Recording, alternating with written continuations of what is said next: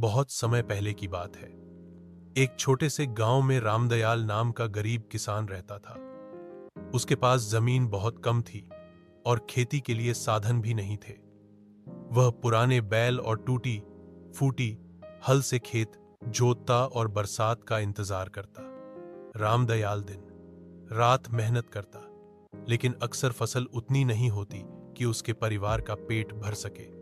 फिर भी वह कभी हार नहीं मानता था।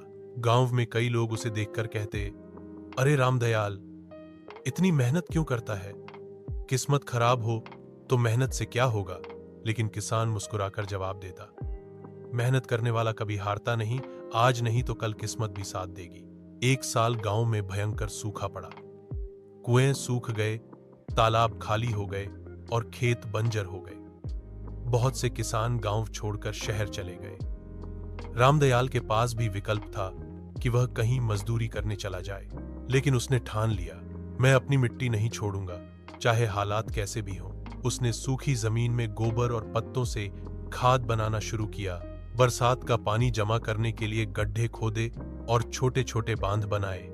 दिन में खेत में काम करता और रात को मिट्टी पर रिसर्च करने वाले लोगों से सीखता। उसकी पत्नी भी उसका साथ देती। धीरे धीरे उसकी मेहनत रंग लाने लगी, मिट्टी उपजाऊ होने लगी और जब बारिश आई तो उसका खेत हरियाली से भर गया। जहां दूसरों के खेत बंजर थे, वहीं रामदयाल के खेत में गेहूं, सब्जियां और बाजरा लहलहा रहे थे। गांव के लोग हैरान रह गए।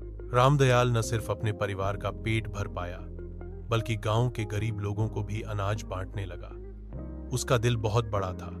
उसने कहा, अगर मेरा खेत हरा भरा है तो यह सिर्फ मेरी मेहनत का फल नहीं, बल्कि धरती मां और भगवान की कृपा है। इसलिए इसका हिस्सा